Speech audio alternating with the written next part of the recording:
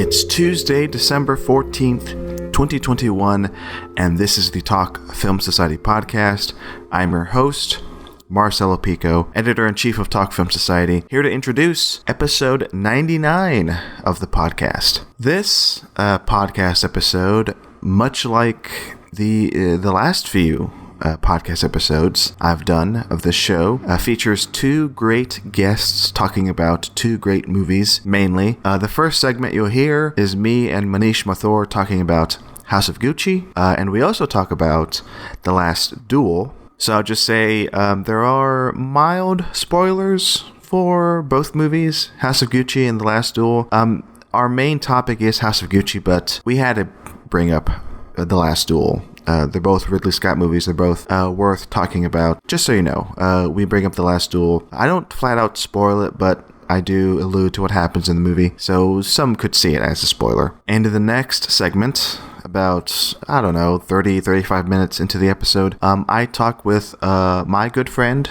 Grace, who you may not know. She's not on Twitter. She's not been a guest on this show before, but she's great to talk to, and I had to have her on the show to talk about the movie Tick, Tick, Boom, the new movie by Lin-Manuel Miranda starring Andrew Garfield. That's not Spider-Man. As you'll hear, she's the perfect person to talk to about Tick, Tick, Boom. And we also talk about In the Heights, which is still my favorite movie of the year, and it's one of her favorite movies of the year. I'm pretty sure I mentioned it in the segment, but I recorded it here in my apartment, so that's why the quality is different from the other segments I've recorded on the show. As loyal listeners of this series know, I sometimes do in-person podcast recordings, and this is one of them, and that's why it sounds and the energy is different, of course. So all in all, great conversation with Grace in the second segment and Manish in the first segment. Both great conversations. And let me get to the things I always get to in these intros before you hear those two segments. Go to talkfilmsociety.com. Check out our other podcasts. Check out Have a Nice Apocalypse. That's the Richard Kelly podcast I host with Marcus Irving. I also listen to Igniting the Spark. That is the Star Wars podcast hosted by Callie Smith. And yeah, check out, there's a new sequels out.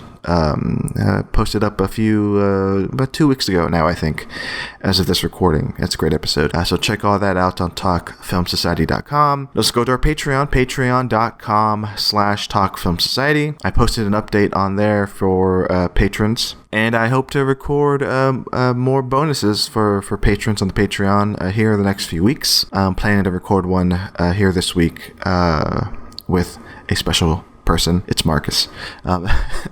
It just so happens that me and Marcus record the bonus episodes for the Patreon, and I hope y'all like it if you do listen to those, because there's going to be more of them coming up soon. So there you go. So patreon.com/talkfilmsociety. That's where you can go to get the bonuses. But more importantly, every dime you put in, every dollar you put in there helps the site keep going.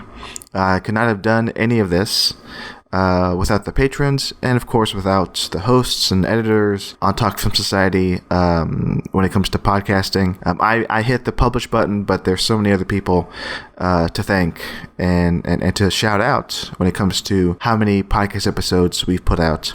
Like this year and like the last 5 years of the website. So yeah, thanks for anybody who wants to be a patron, a donor there on our Patreon, and thanks to those people who are already. Past and future tense, thank you. And hey, one last thing, the thing I always do in these intros too is I give a recommendation for a movie I just saw recently.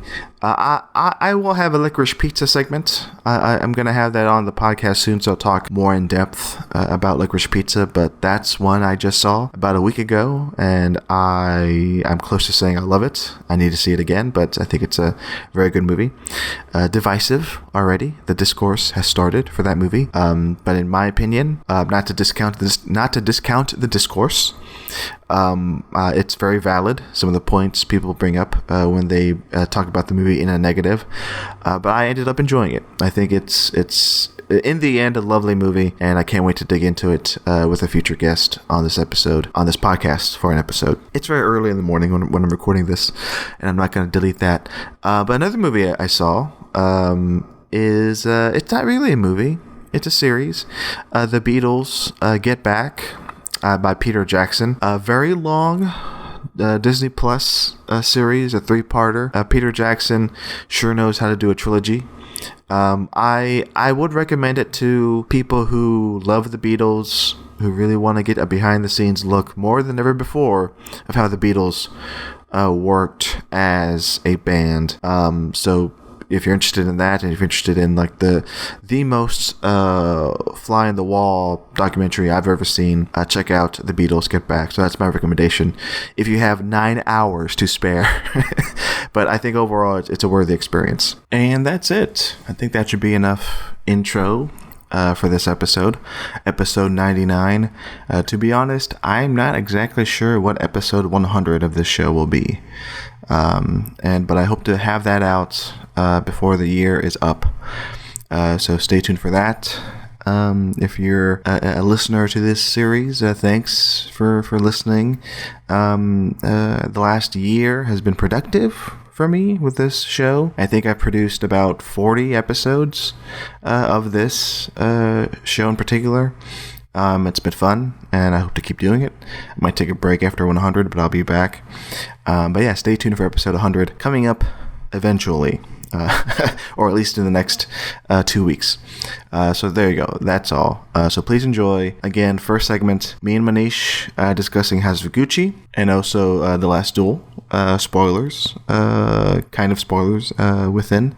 And then next segment, me and my friend Grace discuss Tick Tick Boom, In the Heights, Rent, and other things in a very good long discussion. So that's the episode. And now please listen to me talking to them. Enjoy.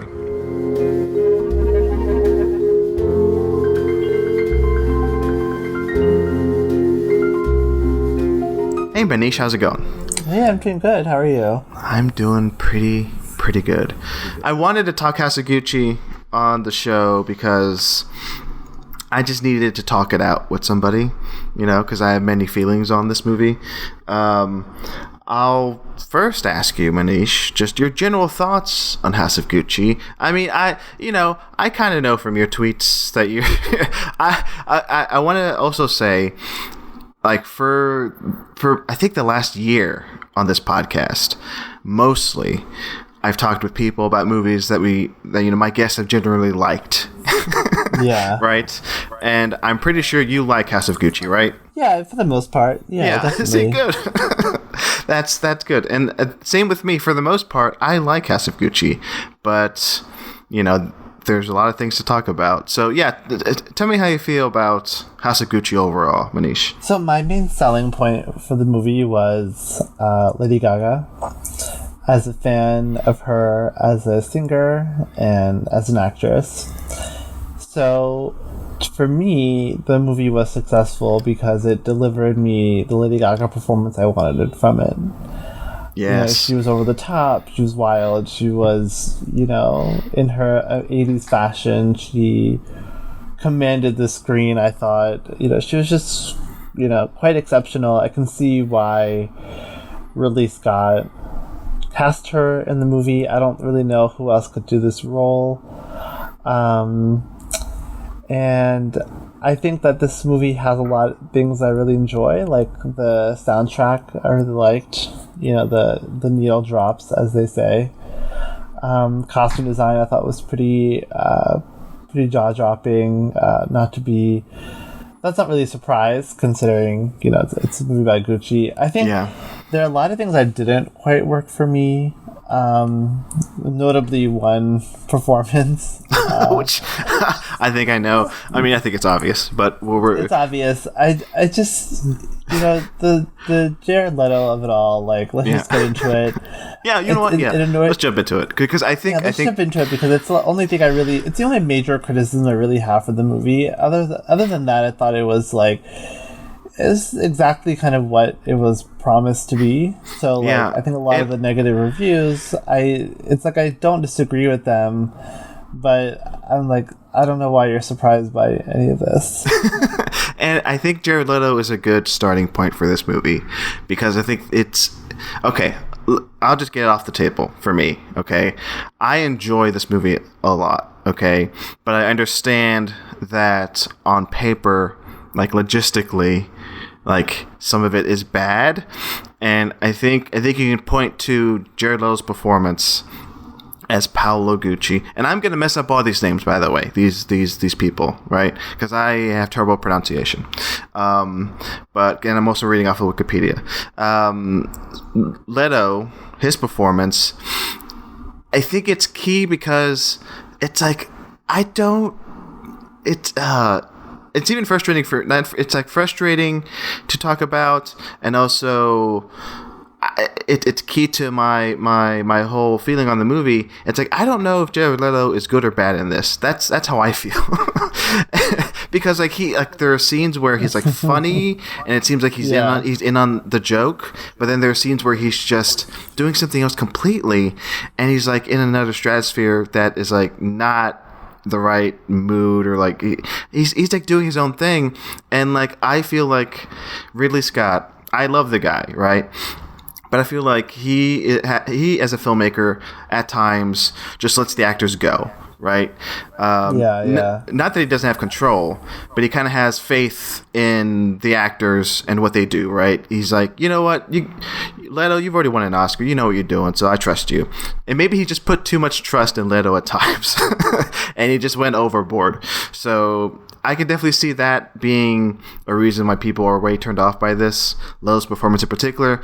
But at times, like, it works, at times it doesn't. And for me, that's a key for me and this movie. Like, I like it at times a lot, and sometimes it doesn't work for me. So that's how I feel about Leto in this. But I'll also say, just to end my thought on this, I can't remember the last time Leto, usually Leto on screen displeases me a lot. And this time, like, I don't know, like, the performance worked by the end. I was kind of captivated by this loser figure that Leto played. I don't know, but I think the layers and layers of makeup also helped, kind of hide, that Leto face that I don't like in real life. But anyway, that's me and Hasaguchi. That's me and Leto. What are your thoughts on Leto in particular, Manish? His whole shtick, that he does in the press every time he's in a movie, I find it to be more distracting. Like, I'm not against method acting, whatever that means. I'm not against it. I think a lot of people do it really well. Daniel Day-Lewis, obviously, Joaquin Phoenix, obviously, like all these people, they're really good at it. And they actually disappear into these roles. But for some reason, because Jared Leto just doesn't ever shut up, I'm like, it's so distracting to me. And it actually undermines some of the pathos that he's able to achieve in the latter half of the movie. And I was surprised, actually, that I thought this role was going to be a total caricature. And I agree with you that towards the end, his character, aside from Adam Driver's character, of course, but his character kind of gets the raw deal, in this movie. Yeah. So I kind of felt for that, and I was like, wait, I don't want to be having any kind of sympathy or empathy for Jared Leto. But he achieves it, and it's like, I just wish the first half of the movie took it. I wish the first half of his performance took itself more seriously. Oh yeah, and didn't do the whole Italian caricature, because I would have been more on board with it. And I think he really undermines himself, and I think Ridley Scott really undermines him as well. Because for some reason it works for Lady Gaga to do this kind of large in the life persona, and Al Pacino as well. It works for them because Lady Gaga, she's only done a couple of movies. She's not a major thespian yet, but I think that she's able to achieve that balance, and I think that it's because she's naturally, as a person, very theatrical, or at least that's her persona. So, when she goes big, it works for her because, like, she's good at that. Yeah. She's always been good at that since, the Fame days. And I think Jared Leto just isn't good at that. And I think he is better, actually, as a subtle actor. And I wish he would tap into that more, because I think he achieved something really real. I mean, I'm not a fan of the movie, but he won an Oscar for a reason. Yeah. In a vacuum, it's a very sympathetic performance. It's just, you just have to divorce it from all the ickiness around that performance. Oh yeah. In Dallas Buyers Club, but yeah. So I think he's kind of a tough pill to swallow. But what did you think of Adam Driver? Because I think he's kind of a question mark for me as well. Yeah. But I want to hear what you have to say. And I talked to that with a friend of mine who's actually on this episode, Grace, who's on the second segment. Like, she and I saw this together, and we talked it out, because my first impression of Adam Driver's performance in this was, like, he felt like the odd man out, because, like, I think, like, when you look at, and we talked about Leto and Lady Gaga, right? Like, yeah. And when you add Driver into the mix, like, on the face of it, like, they're all kind of in different movies at the same time. Yeah. And for me, first impression of Driver in this is, like, he's, like, understated. He's actually she's trying to do something, but I don't know. Like, for me, the character really didn't connect with me. Even, like, when he kind of turns on Lady Gaga's character, like when they have that divorce by the end. I guess spoilers for House of Gucci.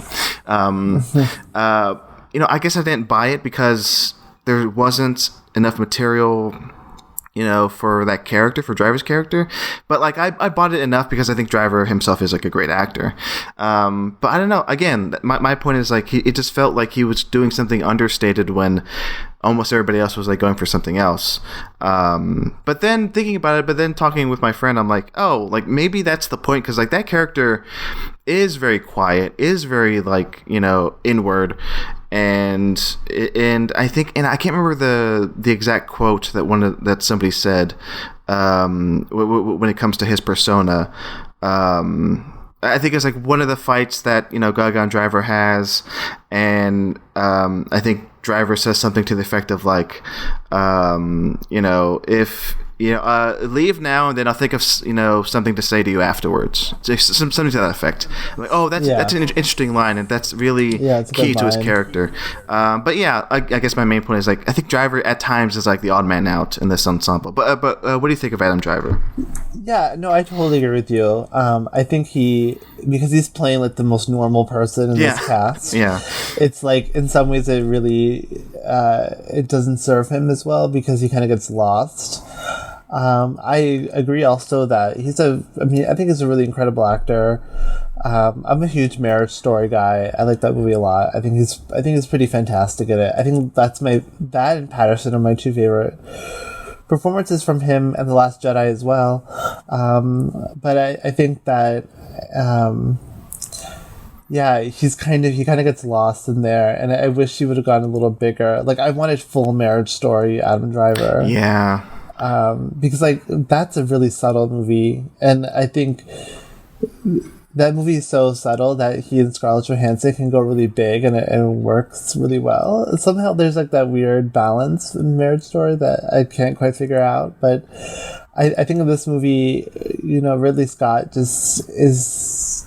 I think he's kind of struggling with the tone, and I appreciate that all these actors are giving really committed performances, but I think you're right in that they're all kind of playing in different tones, and I'm not sure. But I mean, it's so strange because, like, I think The Last Duel has such an incredible tone, and it's so controlled. Like, this is what I don't understand about this guy, who's, like, 1,000 years old, making 2 movies in 1 year. Like, how can The Last Duel be so controlled, so precise, so delicate, and then House of Gucci is, like, so all over the place? See, I just don't get it. I'm glad you brought this up. This was I wasn't going to touch on The Last Duel because I actually didn't know if you had seen it yet. I've seen it. Yeah, I have. I've seen it, and we could talk about that a bit too. because I liked Last Duel. And I do need to rewatch now because in this, film Twitter biosphere we're in, Manish, this, like, it's it failed at the box office. And I think that's a key reason why people are coming around to it and getting, like, this, like, buzz going now, especially, I think, with, like, Ridley Scott as the persona that he is now, of, like, telling interviewers to shut the fuck up, like, when he disagrees with them. So all this is happening around the Last Duel. He disagrees with them when the interviews are giving, like, asking dumb questions and making idiotic statements. Like, these people deserve it. Yeah, they do. Okay, like the two examples I saw were around the Last Duel. Like, one interviewer was saying, "Oh, the Last Duel, is like it looks more historically accurate than, like." I forget the examples, like, Kingdom of Heaven. It's Kingdom of Heaven, I think. Yeah, and then Ridley Scott didn't let him finish. He just goes, "Sir, fuck you, fuck off, fuck you." All right, thank you. That was hilarious. Then the second video I saw of him telling off an interviewer was the interviewer. Okay, and I guess spoilers for The Last Duel too. Sorry, folks, but watch that movie because I think it's really good. Please see The Last Duel. But The Last Duel is split into 3 parts. The third part of The Last Duel is the truth in the story, right? And this interviewer said to Ridley, it's like, "Oh, Ridley, what do you think of, like, people who say, like, that people who wonder, like, which story of the 3 is the truth, like, because there's this question mark." And then Ridley Scott goes, "Wow, how stupid can somebody be?" It tells the guy up because, like, in the movie itself, it tells you that the third story is the truth. But anyway, that's Ridley Scott. I love what he's doing out there right now. I love him, right? But going back to that main point you were saying, like, The Last Duel, great. He also does House of Gucci, like, right after, because if I remember correctly, he was shooting The Last Duel, and then the pandemic hit, so he took a break, and then he came back, like, after a few months, finished The Last Duel, then he jumped into House of Gucci during the pandemic. But yeah, it's and out of the two, is it The Last Duel that you like better, Manish? I think The Last Duel is just objectively a better made film. Right. Because I think with the Nicole Holof Center, input, it becomes a really memorable piece of work. But I also think I think House of Gucci is also really entertaining, and I think the two of them make kind of fun. I think the two of them make for a kind of a weird little double feature. I don't know if they share anything in common thematically, but just in terms of, like, what happens when a director knows completely what he's doing and what happens when he's kind of, like, letting things kind of fly. Yeah. And I don't think of that too much as a negative with House of Gucci. I mean, for a movie about, like, kind of over the top 80s fashion designers, like, I think you'll kind of need a movie to be like this because, like, they kind of live these extra lives. Yeah. And, like, I was talking to someone about the length of House of Gucci, and I'm like, I don't want to see a version of this story that's only, like, 100 minutes long or even 2 hours long. Like, I love long movies. Like, I really resist the whole 90-minute movie craze that people love to get on, because I think I've seen too many short movies that are extremely tedious to get through. Yeah. So I think with House of Gucci, I think the length works, just like it worked with The Last Duel. And I think House of Gucci, it's like you kind of have to admire it for its messiness. Yeah. Just like how you admire The Last Duel for, like, its precision. Yeah, and I love that we're talking about The Last Duel now, too, because comparing the two, like, you can look at... watching House of Gucci, I compared it in my head to something like... The Counselor. Have you seen The Counselor, Manish? I think when it came out, I saw it. Yeah, so, like, almost 10 years ago, I guess. Because that one is similar, I think, in a way where there's that. If you remember, like, there's that humor in it. There's that, of course, like, drama. There's, like, this mix of tone. There's this ensemble, like, oh god, who was it? I forget the cast. So Brad Pitt, Javier Bardem. It's Javier Bardem, who sort of like Jared Leto, kind of is like doing his own thing in a movie where Michael Fassbender is in a straight serious drama, and Javier Bardem is like doing some crazy wild thing that is like, it's like, what are you doing, man? But I think to that point, comparing that to Hasaguchi, I want to say, yeah, I agree with you. Like, Ridley Scott, I think with Hasaguchi kind of letting it fly, but I think at points, I see kind of his sense of humor. Ridley Scott, definitely. and I think some of the actors are in on that too. So like when people point to like sort of like this tonal awkwardness, I think some of it, sure, accurate, but I think some of it is also like Ridley Scott just being that kind of like Ridley Scott figure, like and like being kind of a jokester, and like having his humor, cut through the drama. Yeah, absolutely. Yeah. And then comparing it to Last Duel is like on another level, like thematically and tonally. Like that's like Kingdom of Heaven, Ridley Scott. Like there's jokes in that, there's like humor in that, but still overall it's like he's going gladiator mode in that movie though. Yeah. I actually think the Last Duel is pretty funny. Yeah. Especially the first third of it, I think is quite hysterical. It's basically Matt Damon getting like eviscerated scene after scene. Yeah. Treated like a child.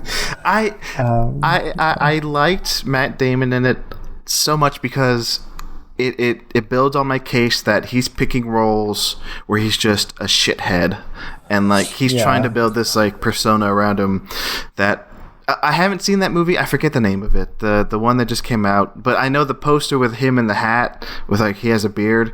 I really want to see that movie. Yeah. I forget the name of it.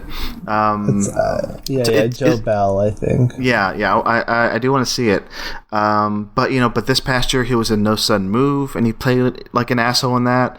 And like almost every like quote unquote cameo he's been in, he's kind of been an asshole, like Interstellar.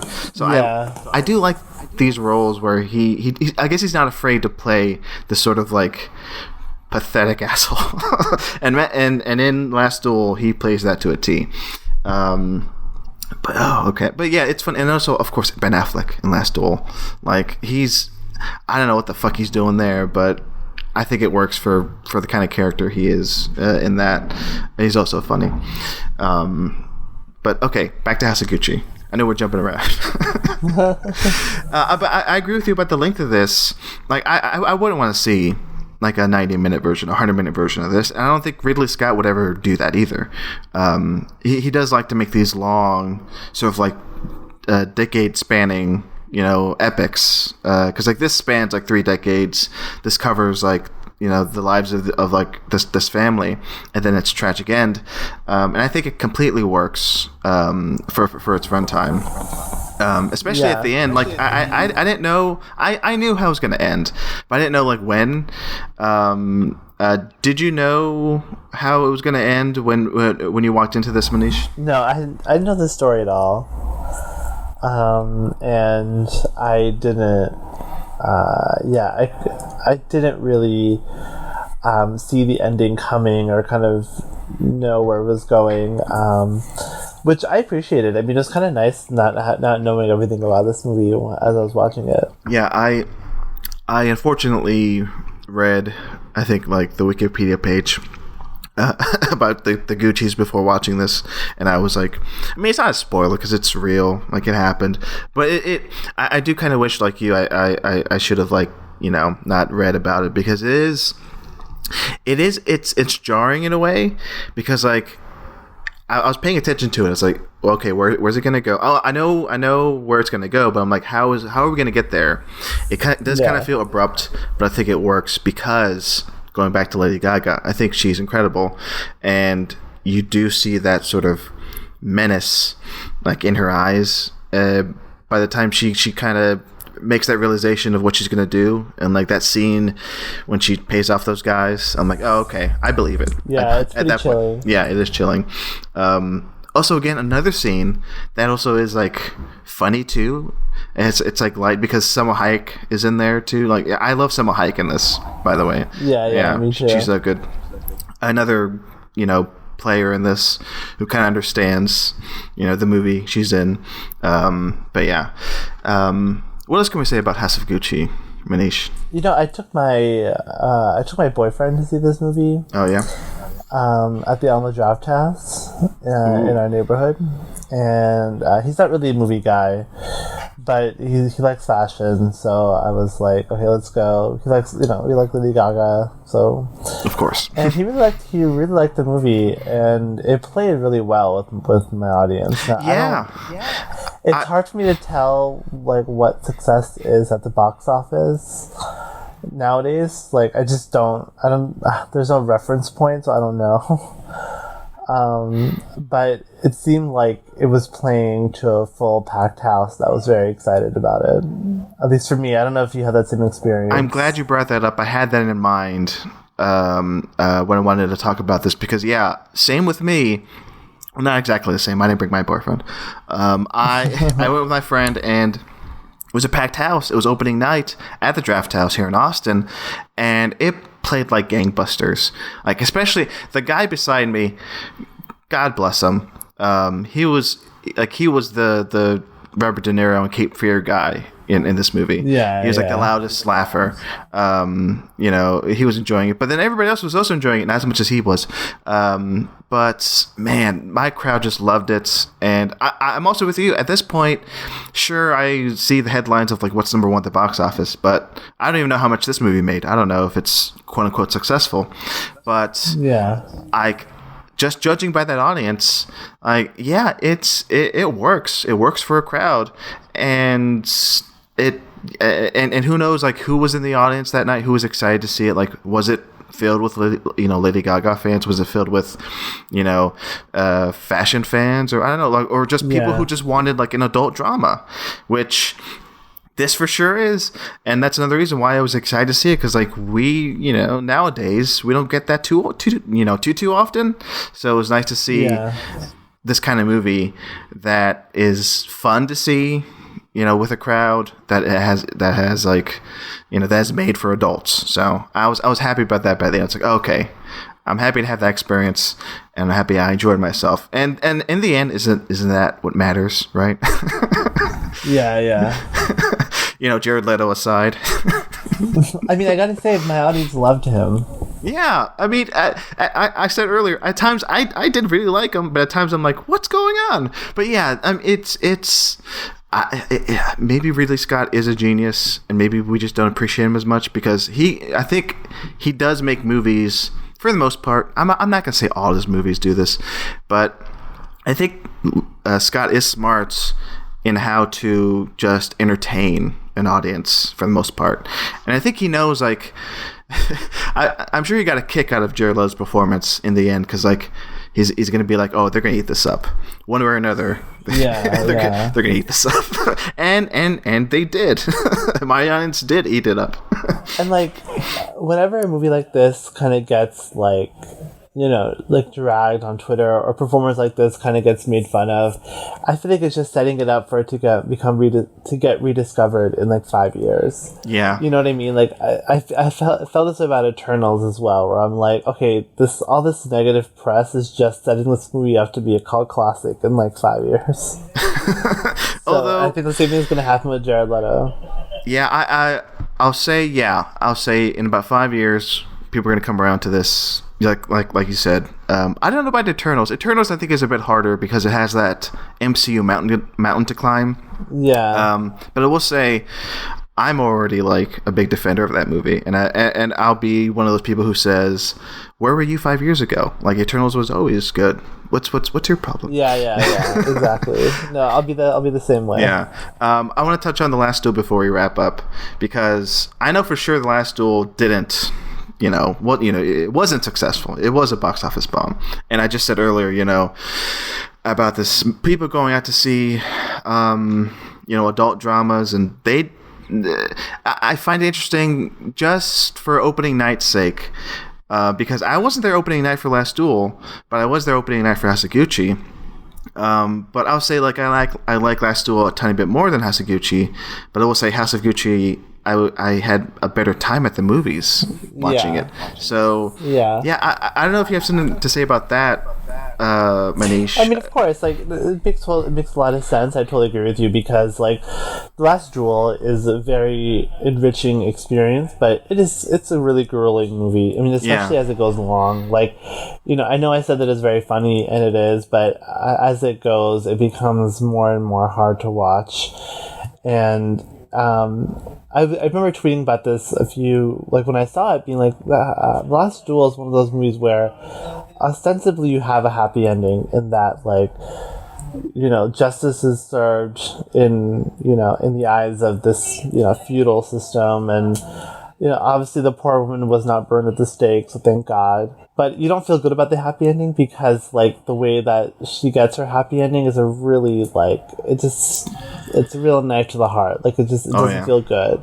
Oh, yeah. And I love sad happy endings, where you just can't get excited about it, and you can't get excited about the happy ending because of like the context around it. I find that to be fascinating, and they're really hard things to do. So I definitely think that The Last Duel is like a better movie in the sense of like it's more intellectually fulfilling. It's more thought provoking. I think Hasaguchi is a really good time.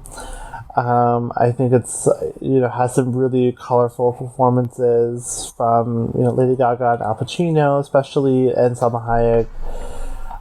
You've got Adam Driver wearing some good glasses, so that's always a plus. And like Adam Driver in Italy he just looks like he belongs there. And in Switzerland, like he just has like, I don't know, he just looks great. I'm a big Driver guy. So am I. So I really think that House of Gucci is like tons of fun. I think it's going to become like I think it's going to have long legs too.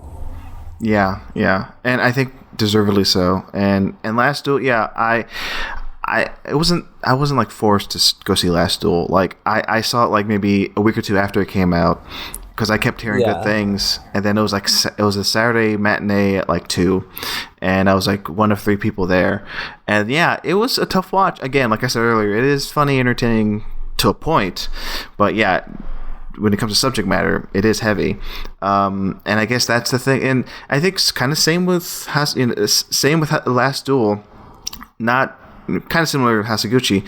Like in a few years, I think already people are coming around to Last Duel. It was a box office bomb now, but like eventually it'll find its time and place. Like kind of like Kingdom of Heaven. I guess he has to make another Kingdom of Heaven every decade or so. But there you go. Turn into a nice Ridley Scott double feature talk. Thank you, Manish. Before we go... Thanks for having me. Yeah. Before we go, plugs. Where can people listening find you online? Yeah, so the best place to find me is on Twitter, but I have recently changed my just to get a little bit more anonymity online. So now you can find me at Vertigay314. Great. And you can think of that as a Vertigo because I love Hitchcock, gay because I'm homosexual. Oh, wow. And 314 for Ang Lee's Life of Pi. My 3 personalities, I guess. So that's the best. That's the best. Find me also on Letterboxd as well. And yeah. Oh, and my 2 podcasts, Pod to Be You and Queer Now, which are on hiatus for the time being, but the full libraries are there at the Tongue Phil Society Network for you all to enjoy. Yeah. Awesome. Check that out, folks. And follow Manish. He's great. Or else he wouldn't be on the show. Thank you, Manish. Thank you.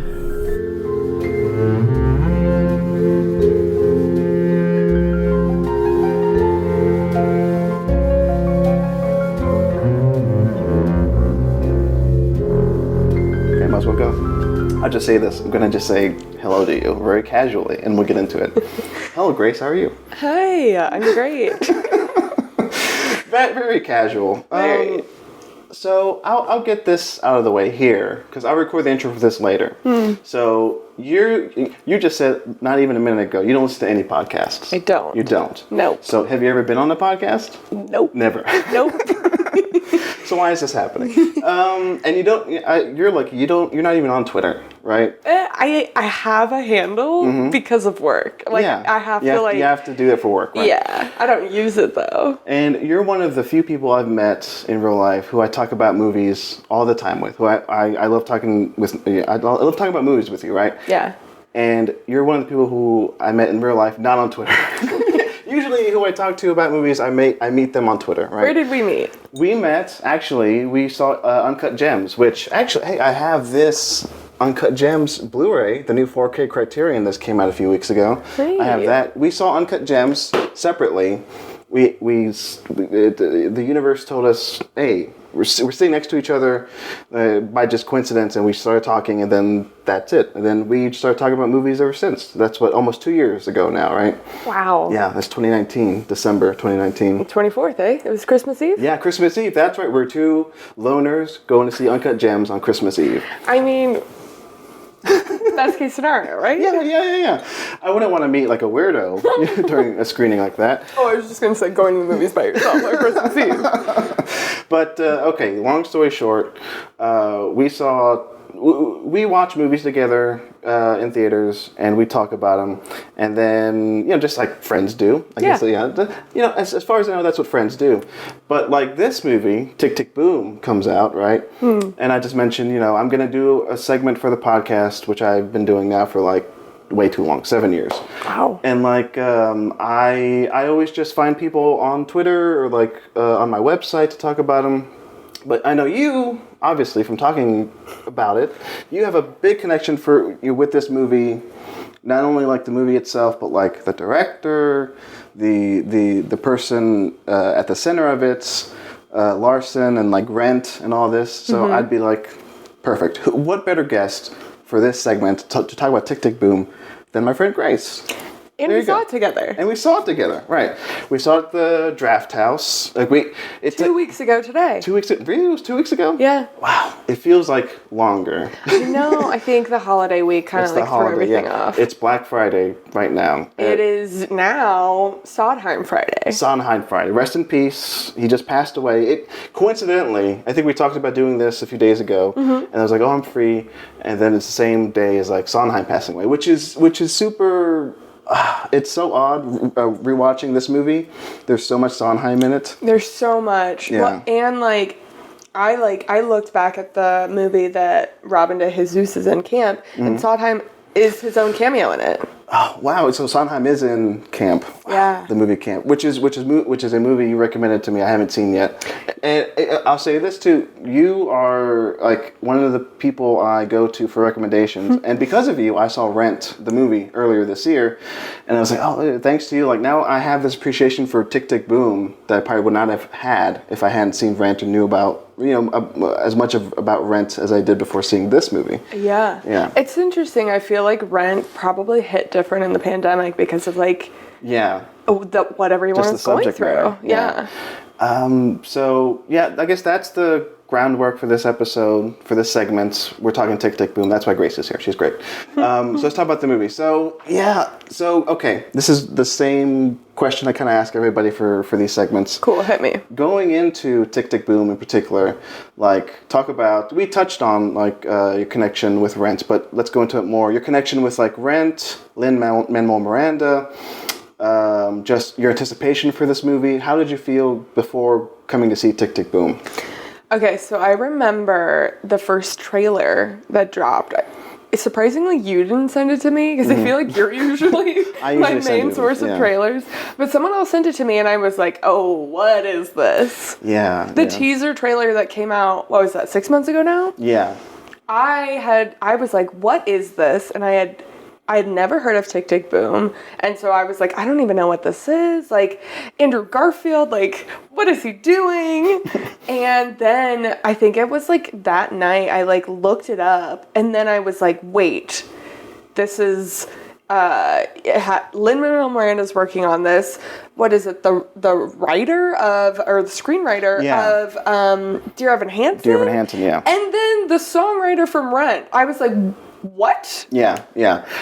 You were ahead of the ball, ahead of the curve. That's the saying. more than me, because like when I heard about this, like I was like, what is this? And it was around the same time that In the Heights came out, which we have to talk about. Yes.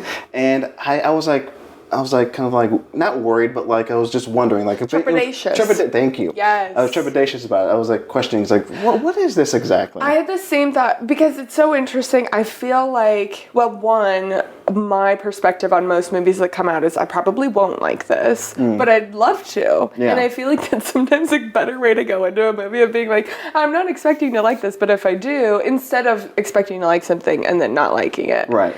But with this, usually musicals I get excited about. There was some like hesitancy for me of like seeing this, and also the teaser was just Boho Days, so it's just that one scene, and you're like, okay, I'm getting a glimpse of this, but I'm not actually. I have no idea what's going on here. Exactly. Yeah, I didn't know what to make of it before watching it, and well, let's talk about Lin-Manuel Miranda for a bit, because I'll just say this. I may have said this to you. It's like. I do like the guy a lot, but like he gives off this aura that I can see why people don't like him. Of course. Yeah. And I shouldn't buy into that. Do you think it has to do with like the toxic masculinity? Probably. Yeah. Which this movie addresses, I think, where like the like very like cishet like toxic masculine man, how they view theater and like theatrical men and like the femininity that there is some underlying current of in theater. Which I don't think I've ever said this on a podcast, but I did mention it to you, like when we talked about musicals once. Growing up, like I didn't watch too many musicals, and lately in the last like year or so, I've been watching more and more, just catching up on ones I hadn't seen. I think we even saw West Side Story, the first one, the original, together, and that's the first time I'd ever seen it. Speaking of Sondheim, and I think it's because when I was growing up, my father, not that, you know, he's not that he was super strict about it, Traditional, maybe. Yeah, too traditional. Like because I remember one afternoon putting on a movie on TV, and it was Little Shop of Horrors, the musical, right? Amazing. And he got mad at me and said, turn it off. I'm like, well, okay. So that was hovering around me as a kid. So maybe that's a reason why I didn't get into musicals early on. And talking about, that's going along the lines of like this toxic masculinity. I think Lin-Manuel Miranda handles really well in like attacking that, and like that's why I think people are kind of like, what's wrong? What's up with this guy? Because they're just not used to it. He's just a theater geek who made it big, like he doesn't hold that back. He expresses exactly. it. Yeah. It's not like he has a stage self, and then, I mean, I'm sure he does. Yeah. But he lets himself be as theatrical as he wants to be. Yeah, exactly. And I think that that's like, I view that as like a really like liberating thing. Like, this movie and like a bunch of other movies we've seen this year, I feel like I've seen the most men crying on screen that I've ever seen. Yeah. And it feels like it's like part of this like fortunately I think it's driven by a lot of men and like also other people who are directing. Yeah. But just like giving people the opportunity to share emotions in a way. Because like on the Eternals episode, I also talked about this with you after we saw Eternals. Like I said, that movie has the most crying I've seen like in a blockbuster in a long time. And I was like, ever?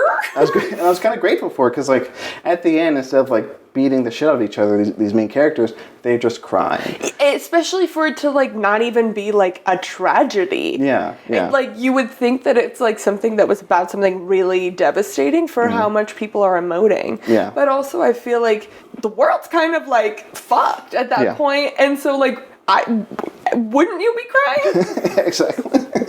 Which and like I find that refreshing. And going to Tick Tick Boom, like I mean, let's just get this out of the way. So you loved it, right? Yes, 10 out of 10. Yeah, 10 out of 10. That and In the Heights are my top rated movies of the year. Oh, let's talk about In the Heights, because In the Heights, that's still my number one. Yeah. I love In the Heights so much, and we have shared this love of that movie. Yeah. And it came at a perfect time for me, and I'll let you talk about it in a bit. I'm just going to talk and say, like, to me, a reason why it's my number one is because it's like, it's what I want from a movie. Yeah, like, yeah. It has the emotion, it has the direction. Like, I still think that pool scene, like, is like expertly shot, and like seeing that in a theater, experiencing that with a crowd was beautiful. Amazing. And you know, Lin-Manuel Miranda, of course, you know, that was like one of his early works before Hamilton. Yeah. And his first Tony. His first Tony. And By that point, like I had already, listened to Hamilton. Like I made a podcast about Hamilton,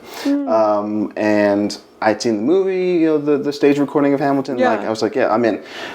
I'll say this. I told this to you. Like I think In the Heights for me works better than Hamilton. Agreed. Yeah. I think as a stage production and one of my pet peeves about Hamilton is that there's not really any dialogue in between the songs. Right. Which I'm a huge fool for musicals, but I really love the depth in between. Yeah, that's actually I like how you said that, the depth in between, because that sort of connective tissue between the musical numbers, and it's almost like you kind of need a breather. Yeah. Kind of like the break between beats. They probably need to breathe too.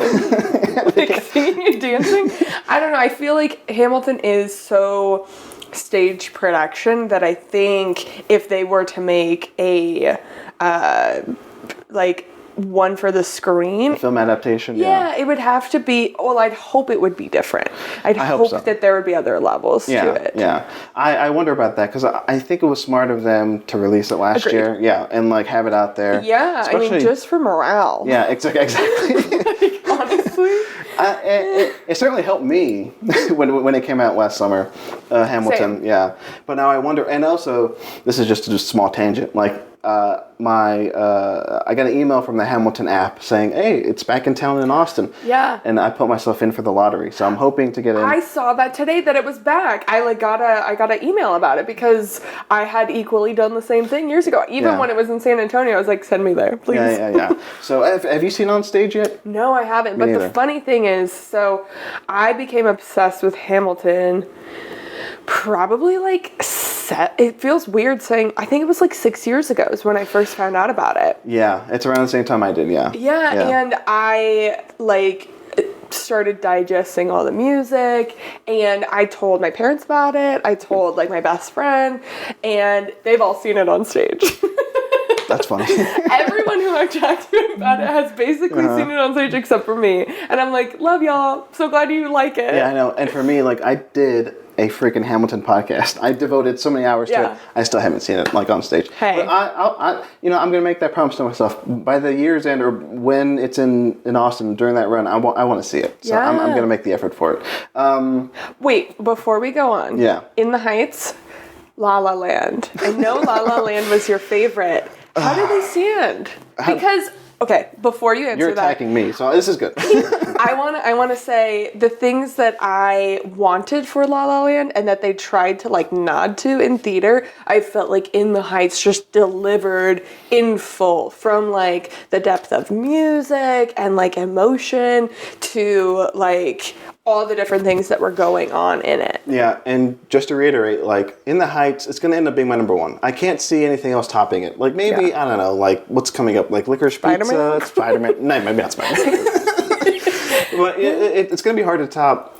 And I bring it up because In the Heights, it's just so personal to me. Because it felt like me coming back to movies and me experiencing the best movie to see when I want to see movies in theaters again. Yeah. So it was very personal for me. It's the epitome. It was the celebration of it's a celebration. Cinema. Yeah, exactly. And I'll say about La La Land, it holds almost as big of a personal connection for me because that year, I'll just say I went through so much shit in 2016. Yeah. Breakup, moving, job, everything that a person could go through, almost everything I went through in 2016. And La La Land spoke to me on that level. And it's my number one of that year. But when it's hard for me, so I say all that, it's hard for me to look at it on paper, the comparison of the two, because they're so personal to me. I'll say though, I'll say this. In the Heights, I think it is a better staged musical movie, because to me La La Land is sort of almost not an anti-musical, but very much wants to be a musical at some parts and then heavy drama with other parts. And I feel it just lacks in the quality of music. You're right. Yeah.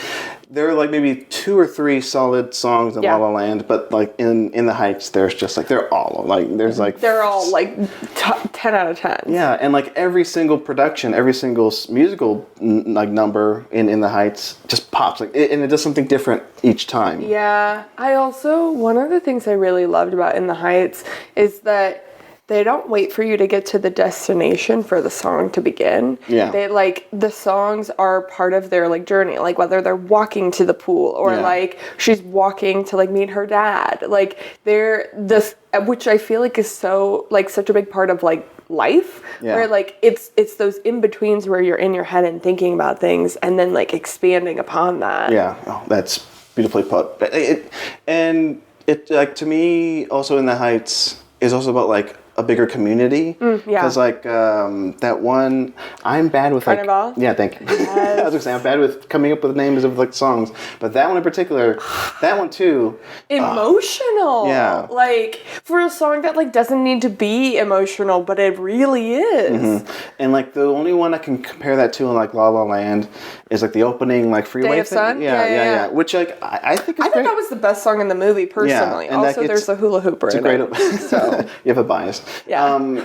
But in the Heights, the Carnival scene, it spoke to me as like Hispanic, and like I was trying to representation. Representation, like that was a huge thing for me too, and that got me like super emotional. Yeah, well, and I think of like all the audiences of people watching who maybe view specifically like New York immigrants, or they view Hispanic people as Mexico, and then like, you know, the references to Cuba, to like all the different like countries, not only Puerto Rico, but like everything in it. And I feel like that's important, and like I think it's great to celebrate that in that way. And apparently talking about it with my mom when I showed it to her when it was still on HBO Max, like apparently it's back also. It's back on HBO Max. She said, because we had lived in New York for a bit, like when I was just a kid. Yeah. And apparently she lived like close to where In the Heights is set. So that also is like very, that's like, so touching. Yeah, touching. Okay, In the Heights, Tick Tick Boom. Yes. Okay, we've said all we need to say about In the Heights. It's great, right?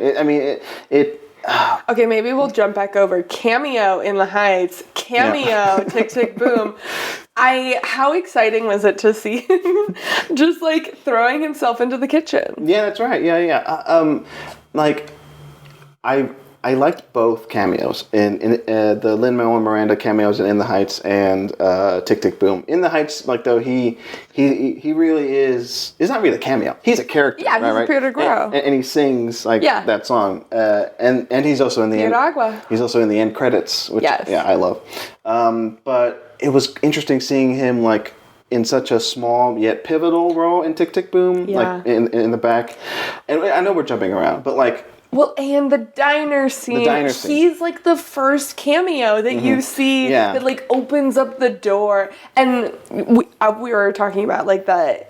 This is like one of my favorite movies of the year. Yeah. I will say part of why is the audience we were in watching. Yeah, we should talk about that because we saw that. I believe like we're one of the few people who saw this in a theater because they had like a limited like 1 week run in Austin. Was it even a week? It was a few days. I feel like it was like a 2-day or 3-day, which they like rarely do. And I'll say, I sent you the link. It's like, hey, look, they're playing it. And at that point, I was still like unsure. Yeah. I was like, let's check this out. Let's see what happens. Yeah. But we went at the perfect time because it was like what, Thursday or Friday? It was Friday. Yeah. Filled with like theater geeks. It was like it was a big theater that was almost empty. Like what, 20 people total? 20 people. But like it was so good. But there were just at that point in the diner scene, and I guess spoilers for Tick Tick Boom, I guess. Like that diner scene is just filled with like all these major like Broadway stars. Way too many. And like the people, there's one lady in particular sitting like a row or two behind us who was just like shouting every time like someone else frothing at the mouth with excitement. I mean, I feel like I was just like it's like you think you're just seeing, one person, and then the camera moves and you literally see another person that you're like, they're here too?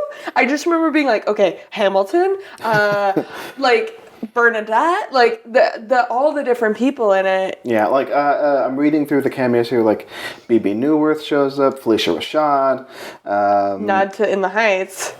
That's right. Yeah. And West Side Story. Cheetah Rivera. Yep. Yes. So all these greats, and also like some of the original cast members from Rent. Yes, of course. Yeah. Well, and I mean, like, I don't think we can talk about the cast without talking about how there's so much representation of the cast that has been in renditions of Rent. Almost all of them. Yeah. Let's talk about like Rent, because that is important production, movie, to you, right? Rent. Yes, I think it's become harder to watch because it has not aged incredibly well. But also just like, I mean, it's such a time capsule for the 90s, even though I think it came out in like the 2000s. And I wouldn't say like, if somebody came into Tick Tick Boom and didn't know much about Rent, I don't think they'd be, they wouldn't be confused. Yeah. But I also think if you know enough about Rent, you'll appreciate it, I think, more. It's like a Marvel movie. Yeah. Like it's all connected. You could watch Eternals or you could watch Shang-Chi without having to see any of the other things. But if you have, then it there's other layers. Yeah. It's like you're invited to the little backstage club. So this is Lin-Manuel Miranda's Endgame. Yep. This is the MCU. This is the LMMCU. Or is it Iron Man? He's just beginning. That's right. This is it's super weird to say, but this is like a prequel to Rent. This is the prequel to Rent. Yeah. 100%. Yeah. So 100%. I'm gonna leave that in.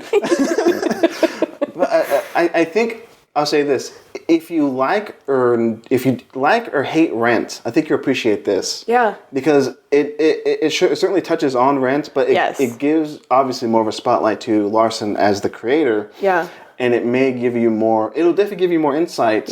Into what he brought to it personally, and just it's like serving as a stepping stone too. Agreed. Well, and I think Rent kind of has had a sour taste in a lot of people's mouths, especially in the queer community, watching it again. And I feel like watching this, I was like, this is everything I want Rent to be. But it's it's taken into account of hi, it's 2021 and we need to be inclusive. We need to have representation of all different walks of life, of trans people who are actually trans people. I feel like this is really it takes, if you hate Rent because you used to like it, or it takes it back to, you can watch this and not feel so bad about hating Rent. Yeah, exactly. Because me just having seen the movie, I do like the movie for the most part, but I admit there has these characterizations that don't hit well nowadays, right? Yeah. But this gives that humanity back,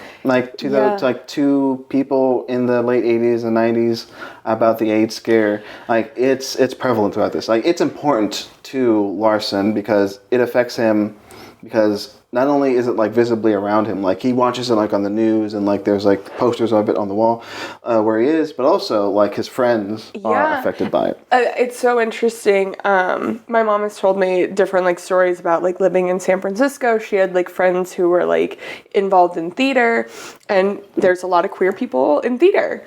And so there was just periods of time where just people would troves of people would pass away from AIDS, and it especially hit the theater community harder, I think, than maybe say finance or something other industries where it's not as prevalent to be out, or even if you're not out, just to be able to express yourself in a different way. And it certainly hits like how you mentioned seeing Rent now sort of hits harder, and seeing this now hit me harder for sure, because I think at this point we at least know somebody or know of people close to us that have been affected by a virus that kills you. Yeah. I think it's so interesting the way you phrase that, because when everyone was talking about COVID and everything, there were so many parallels to sexual awareness of the way that people talk about STDs or having, HIV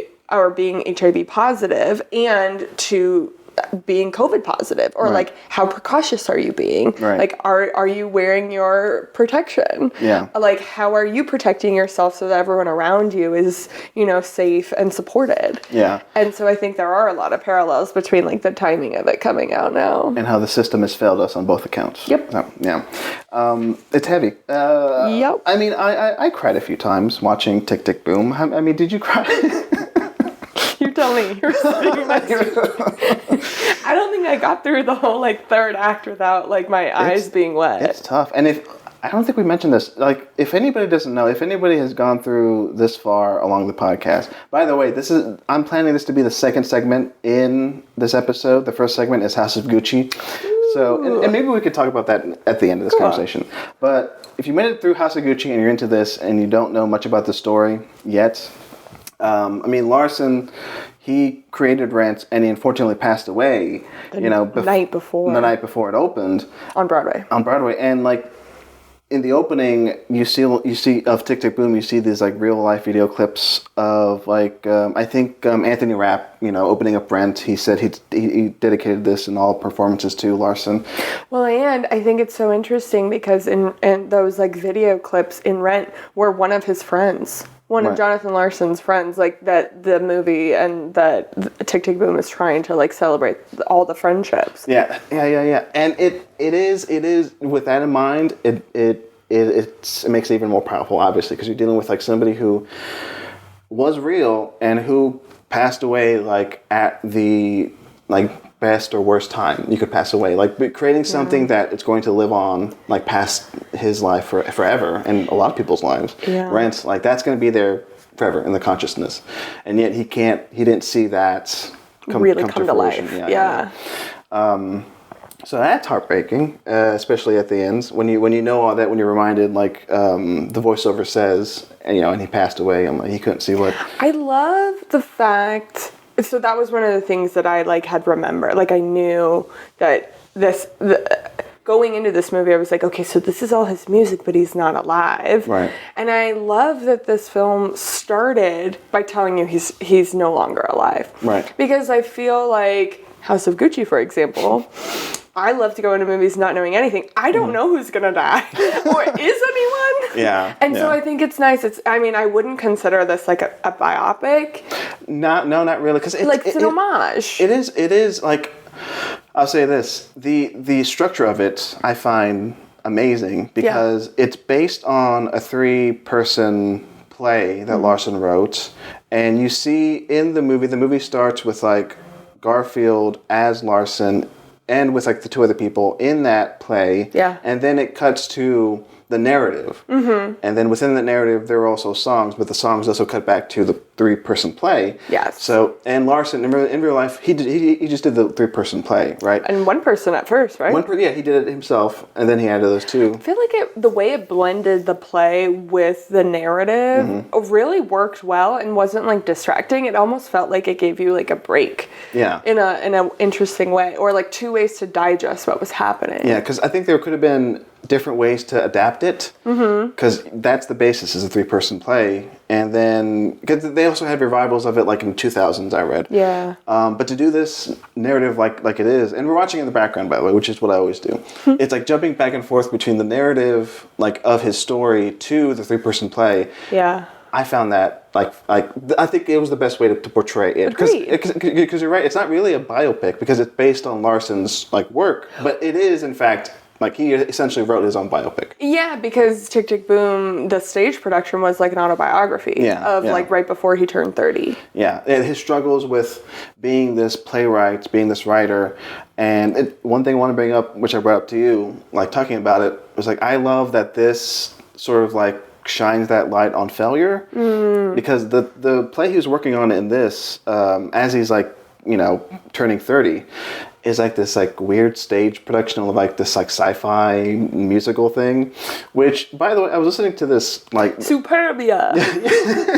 I was actually, Great title, honestly. Yeah, Superb. I thought I wouldn't mind seeing that. Like, it sounds pretty good. I mean, they basically like foreshadow iPhones. Yeah, exactly. It's like who's gonna win the Face Award is like one line. Well, and like they're like people are gonna have like computers in their pockets and walk around and look at them. Oh, that's crazy. And it was like Jonathan Larson. What were you talking about in 1990? It's a soothsayer. And okay, and that'll bring us into this point. But like, I love that. Like, you're with him, you're with Larson, you're rooting for him. I didn't know how it was going to turn out. Yeah. And like you see him like stage it for these people, and it bombs. Like nobody wants to buy it. Like nobody wants to put it up. They don't hate it. They don't hate it. They just don't see potential for like an average audience to get it. Yeah, but like the one person who's like in his corner is like Stephen Sondheim. Yeah. And that. Now it's like even more heartbreaking, but like in early on in the movie, Larson is like working it out in like a workshop, and like Sondheim is there, played by Bradley Whitford, by the way, who's like gives like a very like I actually don't know how Stephen Sondheim looks or sounds, but that felt like pretty like a pretty good like I feel performance. like for me, I have to be like I'm not watching Get Out. Like I just I just like can't. I've seen him in so many other things, but now I'm just like don't drink tea. Be careful, Larson. But like I think like for what it, like whether it's good or bad, I don't care. I think it's a good like performance from Whitford in that like 1 minute or two scene. No, I feel like in my understanding is that like Sondheim is kind of a person of like fewer words. Yeah. And so I feel like when he does share, like in the movie, you listen. Also because like he's someone who has carved his own way in history. Yeah. And I also want to mention this, like, I'm not like a huge musical theater guy, obviously. Having said, like, I'm just catching up on some I hadn't seen, some musicals. But this movie, with like the Sondheim reverence and how important Sondheim is, like, I understand Sondheim is like a god. Like, he is. Like, I don't know too much about like his work. I haven't listened to a lot of his work, but I know when you say Sondheim. And when Sondheim gives him like those tips, like that's a good song. Yeah. Like, you know, like Larson's and Garfield's Larson like lights up.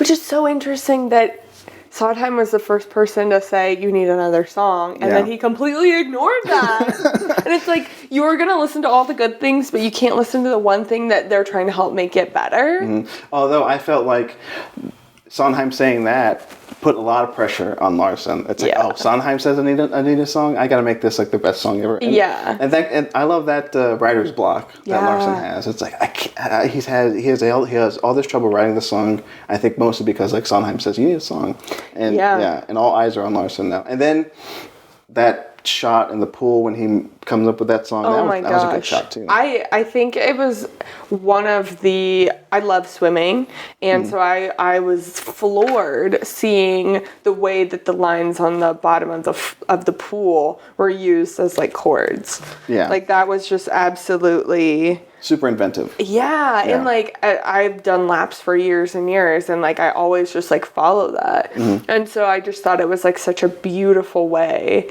to like look at something just a little bit differently through like a creative lens. I will say, so Robin de Jesus is in camp, right, which Stephen Sondheim is in, and there's like a scene at the beginning of the movie, and he pulls out and like puts a framed picture of Stephen Sondheim like on his like bedside table at the summer camp, and there's this like cis-het white boy who like is a basketball player who like randomly comes to this camp, and he's like, oh, is that your father? Oh my gosh. And just the like hilarity of like going back and watching that and then seeing Robin de Jesus in this movie is just like, and that Sondheim connection and like that actor connection from like camp to this. It's I'm still sad. I'm very sad that Sondheim passed away now because like it feels like with this movie, which again like very like it puts up Sondheim like on that pedestal like he should. Great honor. And in 2 weeks, the new West Side Story is coming out that with lyrics by Sondheim. So. Of course. Yeah.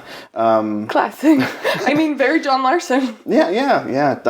I'm sure I did see a tweet like Spielberg said like Sondheim was like the one person he knew that knew the most about movies apparently. So I'm sure Sondheim saw the new West Side Story. He would have had to. But they're premiering it at like a film festival like on Monday, I think. Wow. Yeah, West Side Story. So that's a shame. Wow. Yeah. Back to Tick, Tick, Boom. Yes. I think we can start wrapping up because I think we hit on a lot. What is something we may have missed about Tick, Tick, Boom? I'm trying to think. All of the tweed. I'm just looking at the screen. All the beige walls. There's so much tweed. Oh, I want to talk about Andrew Garfield. Okay. Specifically. I love him in this. I do too. Yeah. How did you feel about him before this? You mean like as an actor? Like, yeah, like was he someone you went out of your way for performances, or were you just like, oh, he's here, cool? He's made. I'll say this, like, of course, like the first thing I saw him and I loved him in, like a lot of people, Social Network. Oh, I was gonna say Amazing Spider-Man. Social Network was first, and then he got the Spider-Man job. And I think he's like amazing in Social Network. Who is he in it? He's Zuckerberg's friend who takes the laptop and smashes it. Okay, I haven't seen that in years. And then he tells Timberlake's character, "I left my Prada sneakers at the washer." I don't know. Oh my gosh, I love that. But anyway, and then since then, I'll say for me personally, the Spider-Man movies kind of soured me on him because I don't think they really let him shine. No, and I personally don't think he was a good Spider-Man. No, I think it was. I don't love Tobey Maguire in anything else, but he had a good like pathway as Spider-Man in 1 and 2. Let's not talk about 3. And then like obviously I think Tom Holland, like, it suits the character very well. Yeah. But Tammy Faye though, he was phenomenal in it. Since Spider-Man, he's done some. I think he's purposefully chosen some interesting roles. Like, did you ever see Under the Silver Lake? No, but that one had a funny release. It's been in like my queue to watch because it looked fascinating to me. Yeah, I did hear he was in a play, and he won a Tony for it, and that's why he got cast in this movie, even though he had never sang in that other play. Mm-hmm. Yeah. Oh, by the way, like he does his own singing here, Garfield, and I didn't know he sang. Yeah, he did take singing lessons for like almost a year, I think, prior. Which, like, also if I was going to be like in something singing, I would too. I get it, especially if it was directed by Lin-Manuel Miranda, and I'd be prepared. But having said all that, like I think he makes interesting choices, and he's pretty good in Under the Silver Lake. But then, like this past year, he did Tammy Faye, which I thought him in particular is like. He's going for something. He's like doing this interesting character work in the movie. And then this, I think maybe my, maybe second or maybe above Social Network is where I put this for Garfield for me. Anyway. I agree. I think it's also interesting in thinking about Tammy Faye because it is like mainly about Jessica Chastain and Tammy Faye. Right. Like he is very much like a secondary character, but it doesn't feel that way. Right. I guess his presence is like so enveloping. Yeah. And it's a crucial like pin in that Tammy Faye arc that like everything basically falls apart because Garfield's character in that like messes everything up. Yeah. And the fact that movie also plays with like him, kind of like this masculinity being played with, and like how apparently I read more about it. Like it wasn't like proven that he had like these homosexual relationships like Garfield's character in Tammy Faye, but so one could surmise that happened. Yeah. I mean, it would not surprise me in the slightest. There's definitely a lot of that in a lot of religion. Yeah, and for Garfield to play that, it's sort of like one of those roles that's just very like, I don't see many actors going for that, and like I'm happy he does.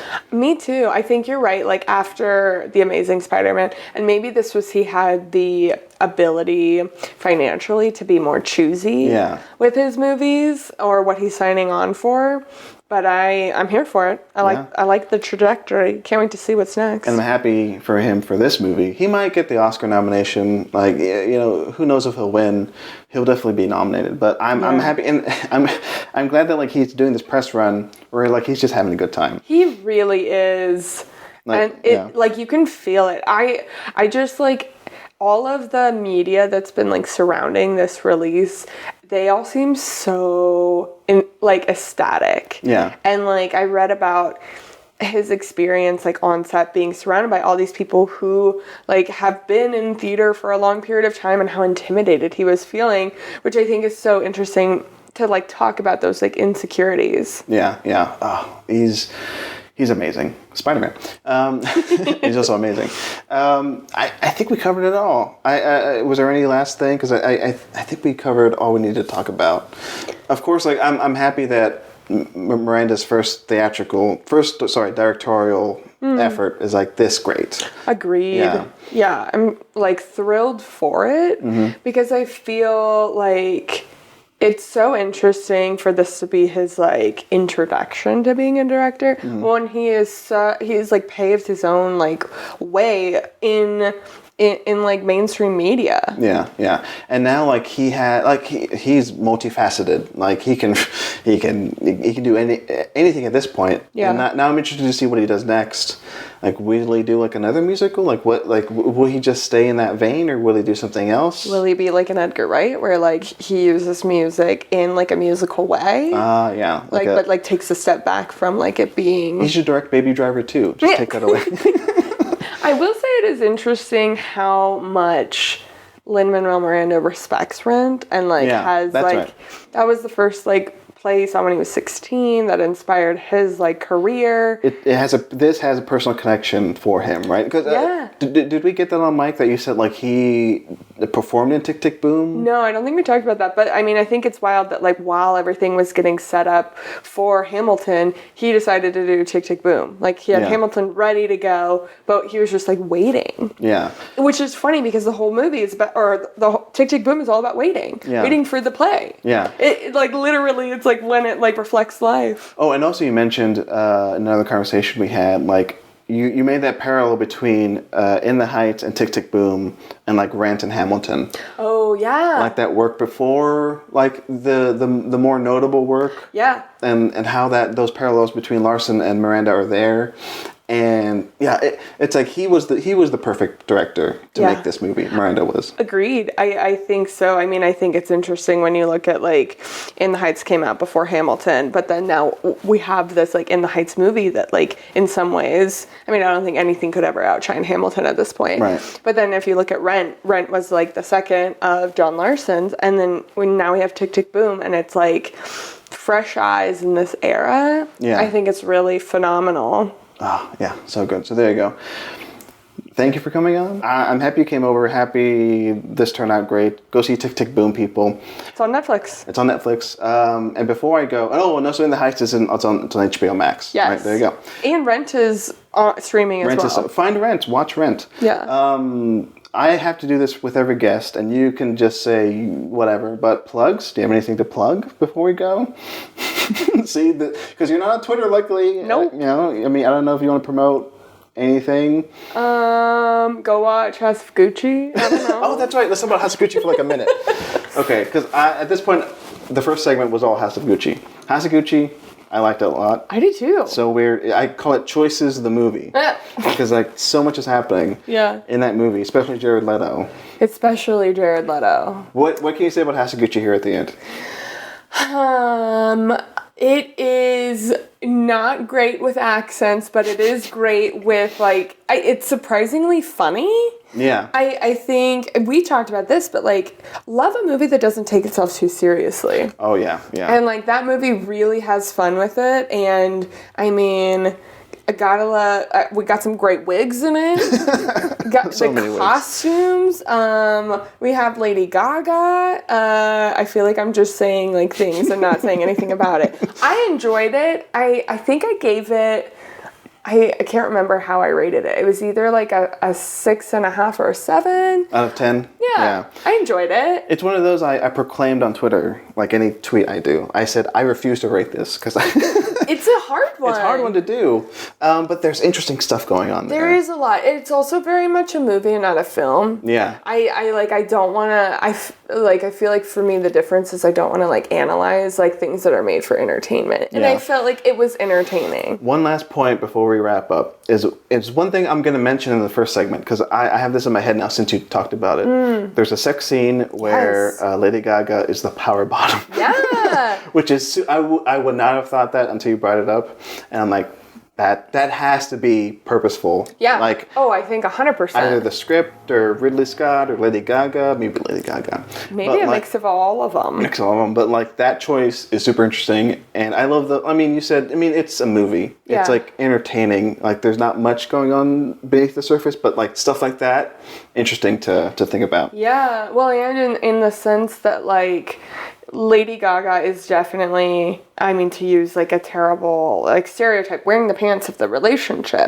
And so then like when we see that like sex scene where it's like she is definitely like the dominant person, even though she is still a woman in the 70s, 80s in Italy. Yeah. And like the way that like those dynamics like transcend like their relationship, the business, and then also like in the bedroom. I think the way that sex is used in that movie and like maybe just in their story is fascinating. Yeah. And it's not the way that I feel like it's exploited in so many other things. Like we talked about Wolf of Wall Street and the way that like Margot Robbie's character uses sex as currency.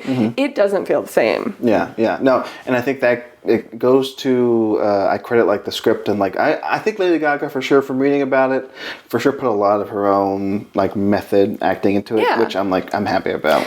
Yeah, and maybe that's like some of her own, like, I think there is also in this day and age, like, maybe more so than like that era, women participate a little bit more in the bedroom. And those scenes, a lot of them started with him going down on her. Yeah. And so it is really rooted in her pleasure, which is kind of unexpected. Yeah.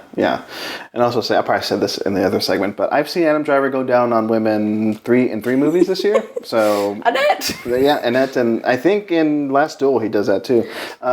Good for him. He's a tall guy. He's a tall guy. You should do anything that pleases a woman. He gets down to business. Well, thank you, Grace. That was your plug. How's it, Gucci? And now for my catchphrase, as I say at the end of every show. Hey, see you at the movies. No, I never say that. All right, bye.